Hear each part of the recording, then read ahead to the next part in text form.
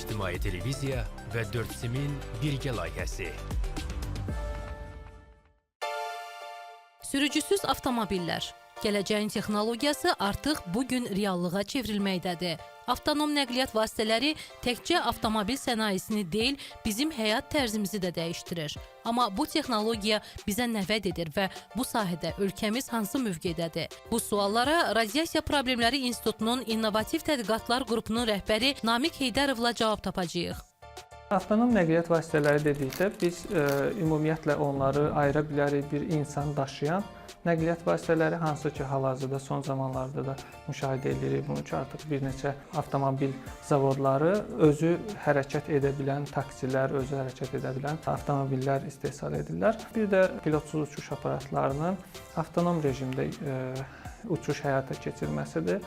Onlar biz hər hansı öncədən missiya veririk ki, tutalım bu trayektoriya üzrə hərəkət etməlisiniz.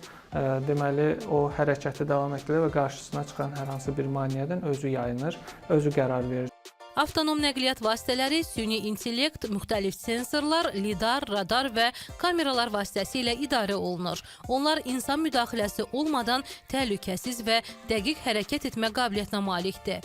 Radar və lidar sistemi qarşıda olan maneələrin məsafəsini, sürətini, yerini və s. təyin edir. Kamera sistemi isə onun növünü təyin etmək üçün istifadə olunur. Avtomobilin özünün daxilində tanınma prosesi gedir və o emal prosesindən sonra artıq avtomobil qərar verir ki, mən hansı istiqamətdə, hansı sürətlə hərəkət etməliyəm. Bununla yanaşı şəhərin, ölkənin yol hərəkət qaydaları həmin avtomobilə əvvəlcədən tanıtdırılmalıdır.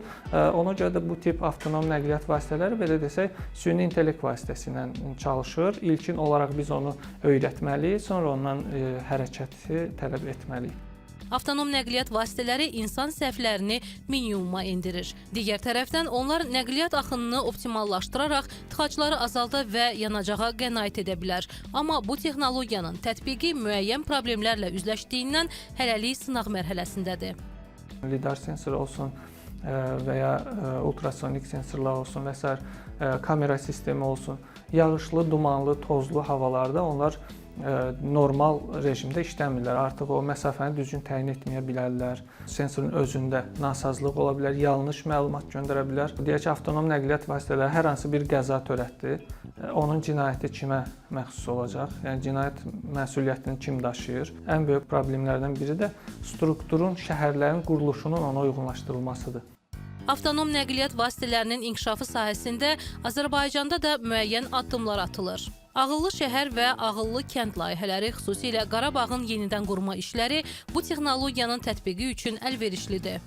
Qarabağın ərazisinin təmizlənməsi, müşahidəsi və s. bu proseslərin aparılması üçün pilotsuz uçuş aparatlarında hal-hazırda avtonom nəqliyyat vasitələrindən istifadə olunur. Radiasiya Problemləri İnstitutunun nəzdində İnnovativ Tədqiqatlar qrupunda dron hazırlamışıq və dron üzərinə radiasiya qeyd edici cihaz inteqrasiya etmişik. Həmin radiasiya qeyd edici cihazlar hal-hazırda işğaldan azad olunmuş ərazilərdə minalanmış ərazilərin radiasiya fonunu ölçmək üçün istifadə olunur. Bizlə birlikdə işləyən Erbi Qrup şirkəti var ki, onun deməli dronları hal-hazırda Anama ilə birlikdə üzərinə quraşdırılmış mikrosens kameralar vasitəsilə 70-100 metr məsafədən yerin daxilində olan bastırılmış minaların yerini təyin edə bilir.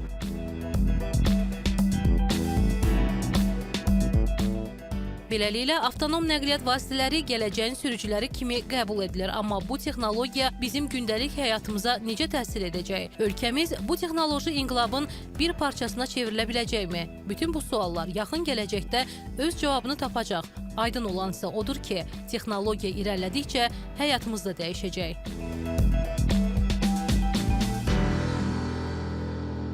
İctimai televiziya və 4SIM-in birgə layihəsi.